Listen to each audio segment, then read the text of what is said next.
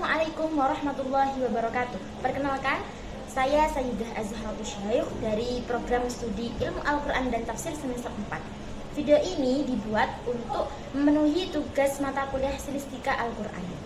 Oke, pada kesempatan kali ini saya akan membahas tentang ayat-ayat Al-Quran yang berhubungan dengan nilai-nilai sosial, yaitu Quran Surah Al-Hujurat mulai dari ayat 10 sampai dengan Surah Al-Hujurat ayat 16.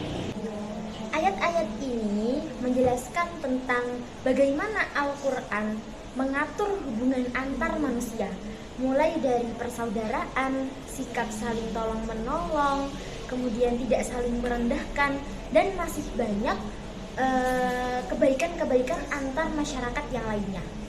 Nah, pada kesempatan kali ini saya akan menjelaskan atau fokus kepada ayat ke-13. Nanti pertama saya akan membacakan tentang ayatnya, kemudian saya akan membacakan tentang terjemahan umum, kemudian analisis per lafaz, dan yang keempat saya akan menjelaskan tafsirannya. Tafsiran tersebut nanti saya akan mengambil dari beberapa tokoh-tokoh ulama tafsir. Dan yang kelima, yaitu inti dari video ini, saya akan menjelaskan tentang stilistika Al-Qur'annya. Dan yang terakhir, yaitu yang keenam, adalah kesimpulan. Baiklah, kita akan memulai dari yang pertama, yaitu pembacaan ayat serta terjemahannya secara umum.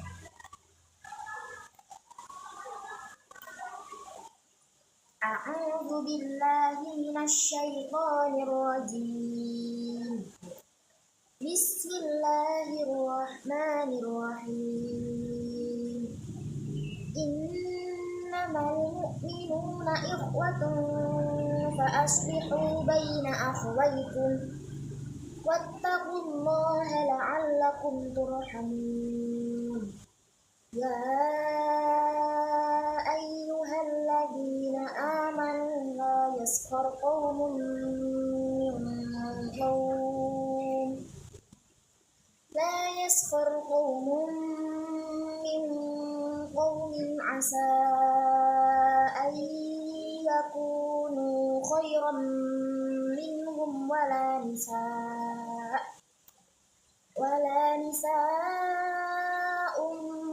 min nisa'in asa an yakunna khairan minhum wala talmizu anfusakum wala tanabazu bil alqab bi'sal ismul fusuqu ba'dal iman wa man lam yatub fa ulaika humuz zalimun. Ya ayyuhalladzina amanu ijtanibu katsiran minadh-dhanni inna ba'dadh-dhanni ithmun wa la tajassasu wa la yaghtab ba'dukum ba'dha ayuhibbu ahadukum an ya'kula lahma akhihi maytan fakarihtumuh wattaqullah innallaha tawwabur rahim.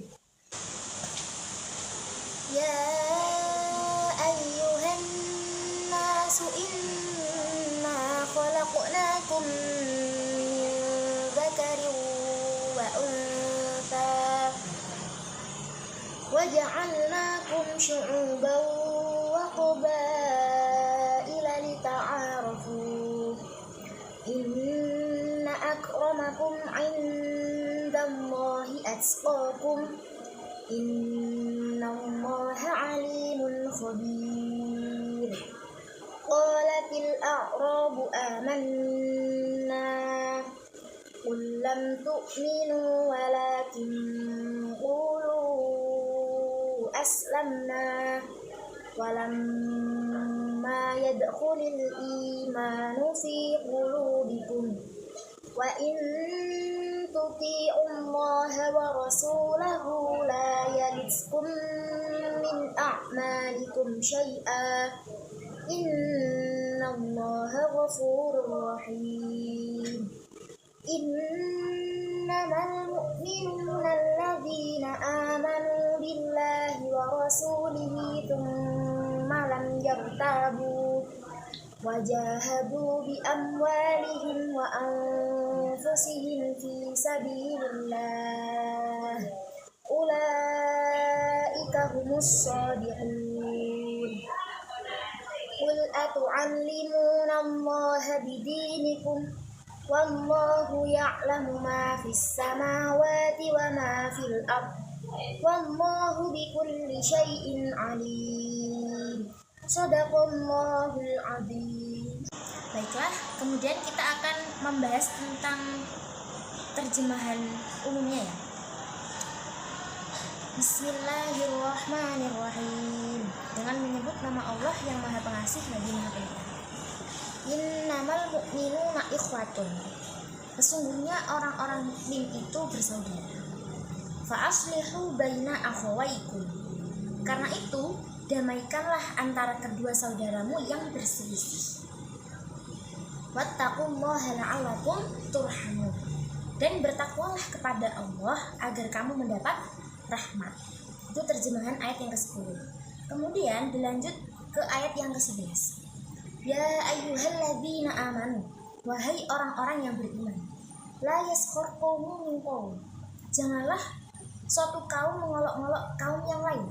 Jadi kita tidak boleh mengolok-olok kaum yang lain.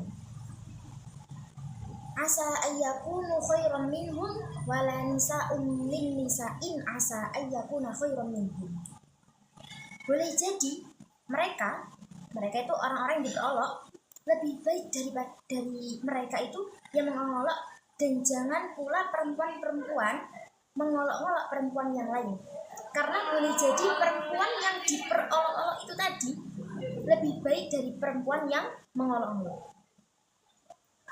Wala talmizu anfusakum. Janganlah kamu saling mencela satu sama lain. Kemudian wala tanabazu bil alqab. Dan janganlah saling memanggil dengan gelar-gelar yang buruk. Jadi kalau diimplementasikan pada zaman sekarang tuh nama lakop yang jelek-jelek kepada teman itu jangan. Kemudian bi salis mufusu kubak dal iman. Seburuk-buruk panggilan adalah panggilan yang buruk atau fasik setelah beriman. Wa man lam yatub fa ulaika humuz zalimun. Dan barang siapa tidak bertaubat, maka mereka itulah orang-orang yang zalim. Lanjut terjemahan ayat ke-12. Ya ayyuhalladzina amanu. Lagi-lagi ini diperuntukkan untuk orang yang beriman. Wahai orang-orang yang beriman, ijtanibu katsiran minadh-dhon. Jauhilah banyak dari prasangka. Inna ba'dadh-dhonni itsmun. Nah, di sini dijelaskan inna ba'dadh-dhonni itsmun. Sesungguhnya sebagian prasangka itu dosa. Wala tajassasu. Kemudian janganlah kamu mencari-cari kesalahan orang lain. Jangan mencari-cari kesalahan orang lain. Kemudian wala yaghtab ba'dukum ba'du. Dan janganlah di antara kamu itu menggunjing sebagian yang lain. Jadi kita tidak diperolehkan untuk apa ya? Gosip ya. Kalau jenisnya gosip. Ayuhibbu ahadukum ayyakula lahma akhihi maitan fakarihtum. Di sini dijelaskan, apakah ada di antara kamu yang suka memakan daging saudaranya yang sudah mati? Nah, tentu kamu merasa jijik. Di sini itu menggunjing, mencari kesalahan orang lain, berprasangka itu disamakan dengan memakan bangkai temannya. Itu sangat menjijikan. Kemudian wattaqullah, dan bertakwalah kepada Allah. Innallaha tawwabur rahim. Sesungguhnya Allah itu Maha menerima taubat dan Maha penyayang. Kemudian ayat ke-13, ya ayuhan nas, ini diperuntukkan untuk semuanya, baik orang beriman, baik orang kafir, baik semuanya. Ya ayuhan nas, wahai manusia, inna khalaqnakum min dzakarin wa untha. Sungguh kami telah menciptakan kamu dari seorang laki-laki dan seorang perempuan. Waja'alnakum syu'uban wa qabaila lita'arufu. Kemudian kami jadikan kamu berbangsa-bangsa dan bersuku-suku agar kamu saling mengenal. Jadi di dunia ini semua orang itu dijadikan kalau nggak laki-laki ya perempuan. Jadi kok kalau ada orang yang transgender itu yang mengganti kelaminnya, yang perempuan diganti menjadi laki-laki atau yang laki-laki menjadi perempuan, berarti itu dia tidak mengikuti syariat agama Allah yang asli. Karena di sini dijelaskan manusia itu kalau nggak laki-laki ya perempuan. Di situ manusia itu dijadikan berbangsa-bangsa dan bersuku-suku. Makanya di zaman sekarang kan ada orang yang kulitnya putih, ada orang yang kulitnya hitam. Kita tidak boleh memperolok satu sama lain. Justru itu merupakan sebuah kekuasaan Allah menciptakan bermacam-macam makhluknya. Kemudian jelaskan inna akramakum indallahi atqakum. Sesungguhnya yang paling mulia di antara kamu di sisi Allah ialah orang yang paling bertakwa. Jadi tingkat derajat manusia itu bukan diukur dari kadar dia cantik, dia kaya, dia begini-begini, tidak. Diukur dari segi ketakwaan dia. Seberapa besar ukuran ketakwaan kepada Allah, maka dialah orang yang derajatnya itu paling tinggi di mata Allah. Innallaha alimun khabir. Sungguh Allah Maha mengetahui, Maha teliti. Kemudian lanjut ayat 14. Qalatil a'rabu amanna. Orang-orang Arab Badui berkata, jadi dulu orang-orang Arab Badui itu pernah berkata, pernah mengaku bahwa kami telah beriman.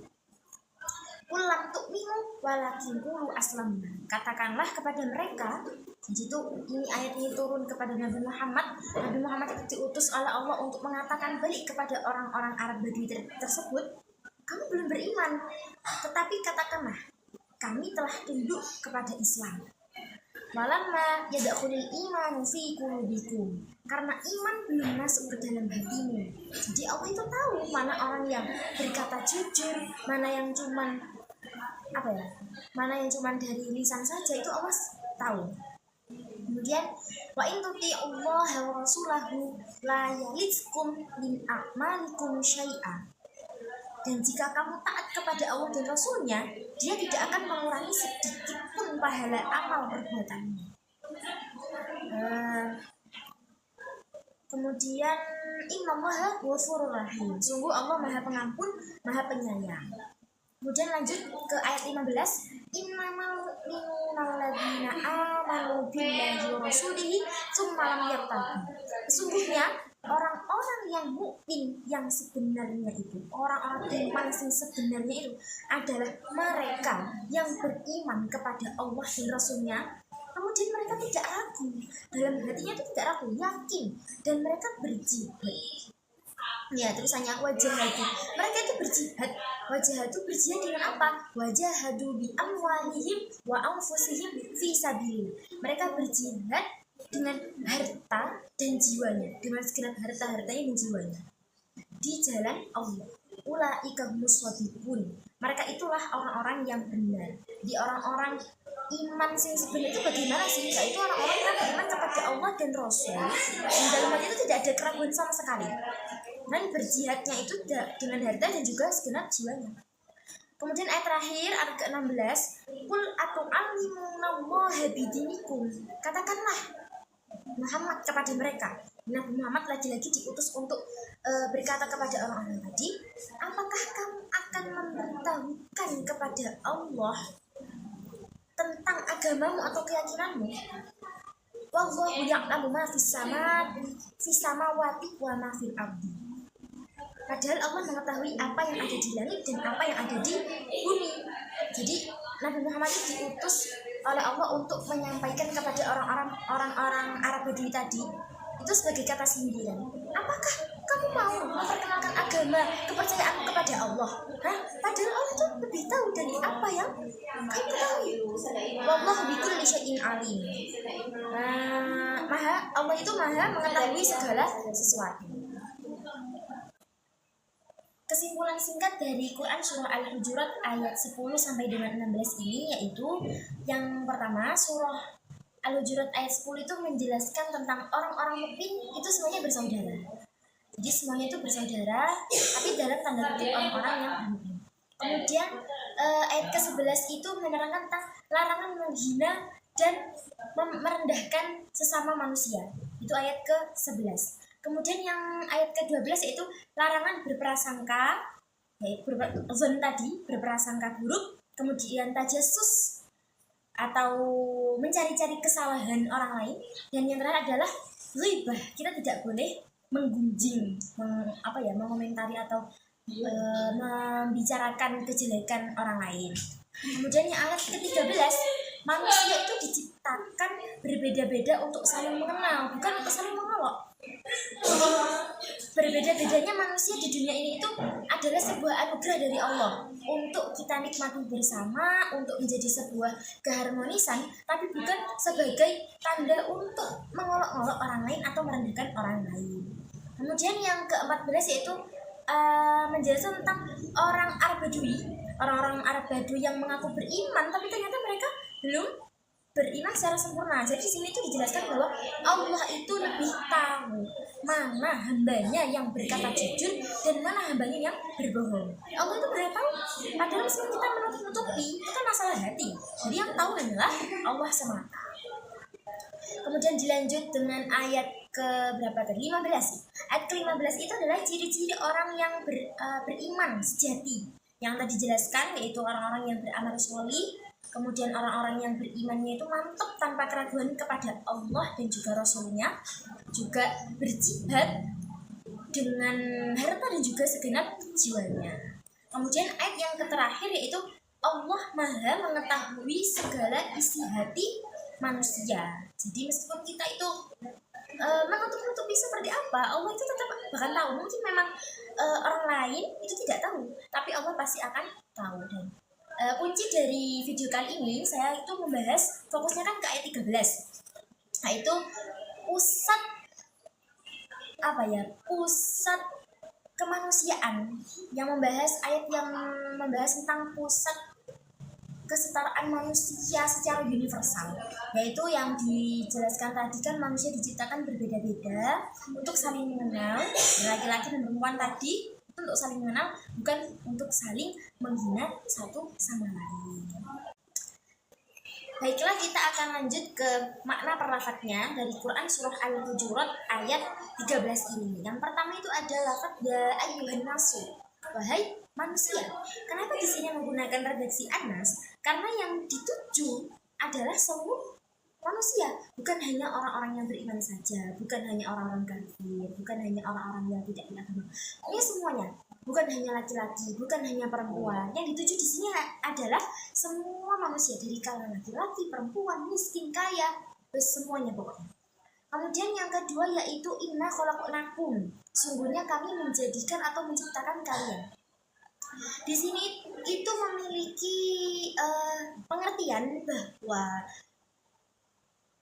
kita itu diciptakan oleh Allah, maka kita juga harus kembali kepada Allah, bukan tambah kita itu menyembah berhala, terus kita kongsi dengan setan seperti yang viral sekarang itu. Jadi itu tidak diperbolehkan. Kita diciptakan oleh Allah, berarti ya kita kembali kepada Allah, kita mengeluh berkeluh kesah itu kepada Allah. Kemudian yang ketiga, min dzakari wa unsa, dari kalangan laki-laki dan perempuan. Di sini tuh titik intinya di sini, min dzakari wa unsa, laki-laki dan perempuan. Dan sekarang itu kan banyak sekali orang-orang yang mengganti itu transgender, yang laki-laki diganti ke perempuan, yang perempuan diganti ke laki-laki, macam-macam, pokoknya macam-macam. Berarti orang-orang seperti itu dia tidak mengikuti syariat agama, tidak mengikuti syariat ketentuan hukum asal manusia diciptakan, kalau tidak laki-laki dan perempuan. Jadi orang-orang yang melakukan hal seperti itu mungkin mereka tidak mengetahui, mungkin tidak mengetahui. Dan tugas kita bagi orang yang tahu hukumnya, kita harus mencegah, jangan normalisasikan perubahan transgender itu tadi. Kemudian waja'alnakum syu'uban wa qaba'ila, kami jadikan kalian berbangsa dan bersuku-suku. Maksudnya itu apa? Perbedaan itu adalah ketetapan Allah, kekuasaan Allah. Tadi kan di slide yang awal tadi saya menjelaskan bahwa contohnya seperti perbedaan warna kulit, ada yang cantik dan ada yang tidak ya. Terus juga ada yang kaya, ada yang miskin, ada juga yang tinggi, ada yang pendek. Semua itu adalah ketetapan dari Allah, bukan malah bahan untuk saling memperolokkan satu sama lain. Kemudian lita'arufu, agar kalian itu mengenal, bukan malah bermusuhan. Kita dijadikan berbeda-beda itu agar kita mengenal. Coba bayangkan kalau wajahnya orang itu sama semua, pasti kita nggak tahu itu siapa ya, itu kita nggak tahu. Itu dari kalangan mana, itu dari kalangan mana, kita kan nggak tahu gitu. Ya seperti itulah kehidupan. Terus kemudian inna akramakum indallahi atqakum, sesungguhnya sesungguhnya kemuliaan itu di mata Allah itu adalah dari segi ketakwaan, bukan diukur dari segi ya apalah yang lebih putih, lebih kaya, lebih cantik, lebih. Kelebihan itu merupakan anugerah dari Allah, cuman kekurangan itu juga hal agar kita tuh bersyukur atau bersabar kepada Allah. Jadi tingkat derajatnya seseorang itu bukan diukur dari kadar-kadar yang seperti itu, tapi diukur dari seberapa besar takwa orang itu tadi kepada Allah. Oke, baiklah, di sini saya akan mengambil dari dua tokoh ulama tafsir, yaitu tafsir Ibnu Katsir dan tafsir Al-Misbah. Kalau penjelasan di dalam tafsir Ibnu Katsir itu lebih memfokuskan penafsirannya itu satu ayat ditafsiri dengan ayat lain dan juga dengan riwayat hadis Nabi.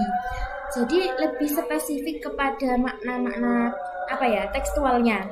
Kalau tafsir Misbah itu lebih fokus kepada analisis bahasa dan realitas modern yang sesuai dengan konteks zaman yang dinamis saat ini.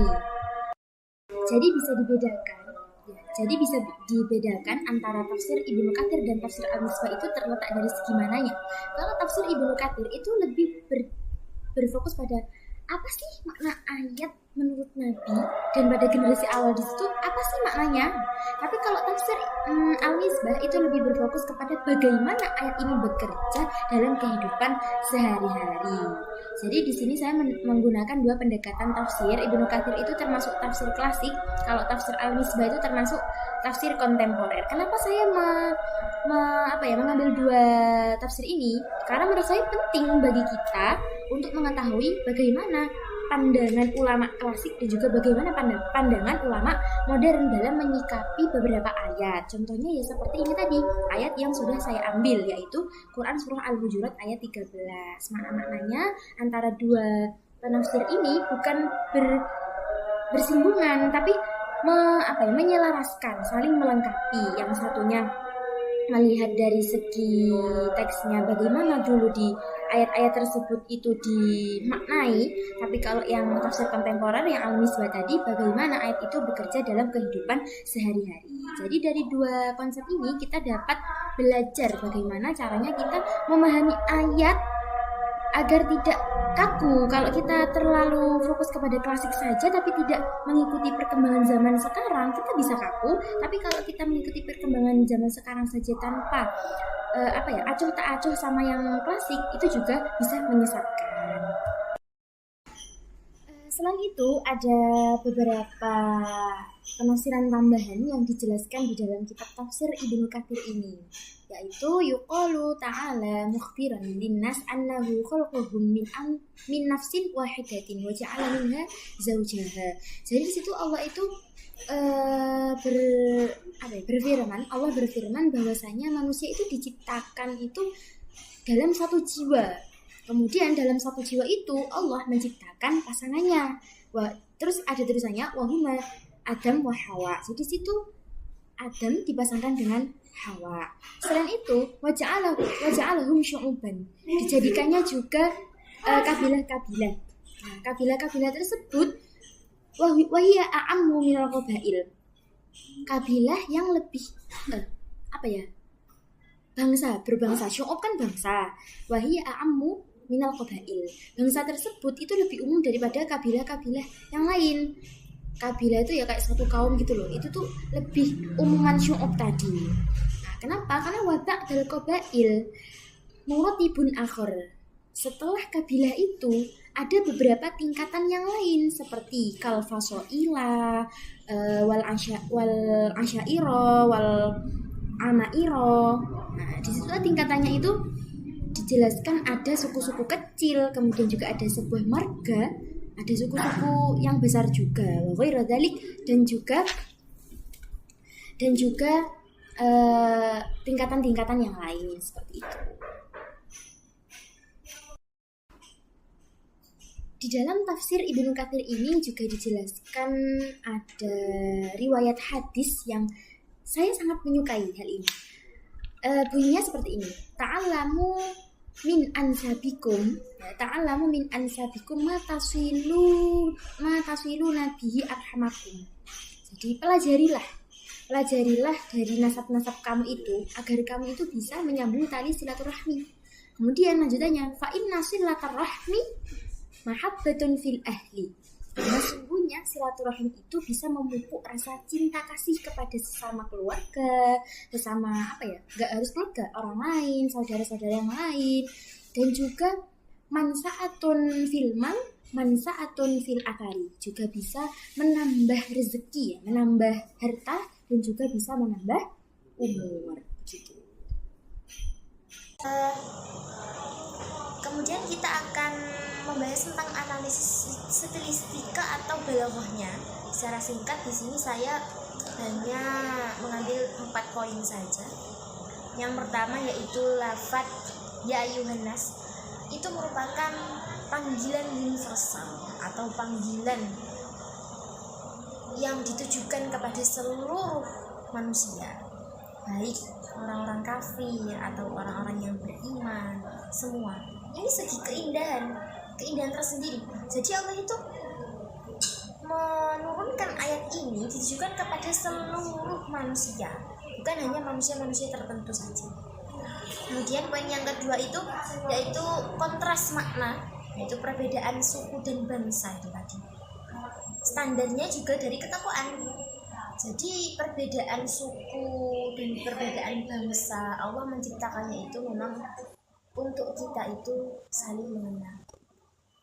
Dan standar derajat seseorang itu dinilai dari ketakwaannya, bukan dari hal-hal yang lain. Di mata Allah itu orang yang paling takwa itulah orang yang derajatnya tinggi. Wah, ini merupakan bentuk stilistika yang sangat indah ya, segi balaghah yang sangat indah.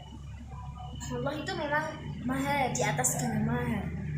Kemudian yang ketiga yaitu tujuan lita'aruf itu untuk apa? Yaitu tujuannya itu menunjukkan kita hikmah dibalik perbedaan itu tadi. Apa sih perbedaan suku bangsa dan ras-ras itu? Hikmahnya apa? Ya agar kita mengenal, bukan untuk kita saling mencemooh. Di sini tuh sangat indah ya maknanya itu. Perbedaan bukan hanya untuk hal-hal yang buruk, tapi perbedaan itulah yang membuat kita menuju kepada hal-hal kebaikan. Kemudian yang poin terakhir yang saya ambil di sini itu yaitu lafaz inna yang maknanya itu taukid ya. Inna itu sangat-sangat taukid ini. Benar-benar gitu. Memperkuat bahwa standar keimanan seseorang itu dilihat dari ketakwaan. Inna akramakum, inna sungguh benar-benar, sungguh. Kalimat ini, sungguh akroma itu kan isim tafdil ya, akroma, luweh muliane orang. Berarti orang yang paling mulia itu diselingi dengan lafaz inna tadi, sungguh orang-orang yang luweh muliane orang. Inna akramakum indallahi atqakum, dilihat dari segi ketakwaannya itu tadi. Baiklah, kesimpulan dari Quran Surah Al-Hujurat ayat 13 ini yaitu manusia diciptakan oleh Allah itu melalui perbedaan-perbedaan. Dan perbedaan-perbedaan itulah yang seharusnya kita jadikan sebagai rasa syukur kita kepada Allah. Dengan cara apa? Kita saling menolong, mengikat tali persaudaraan, tidak saling mencemooh. Karena seyogyanya manusia itu diciptakan itu dari min dzakarin wa untha, laki-laki dan perempuan, untuk saling mengenal, berbangsa-bangsa dan bersuku-suku itu tadi. Kemudian ayat yang paling indah bagi saya itu dari kalimat inna akramakum indallahi atqakum itu. Sungguhnya standar kemuliaan seseorang itu diukur dari ketakwaannya, bukan dari hal-hal yang lain daripada itu. Oke, baiklah, sekian video yang dapat saya sampaikan ini. Semoga dapat menjadi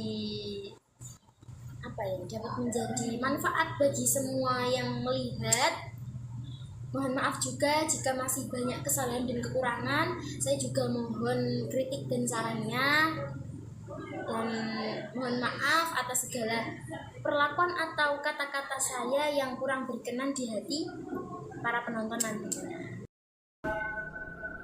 Bila ada sumur di ladang, boleh kita menumpang mandi. Bila ada umur yang panjang, boleh kalian menonton saya kembali.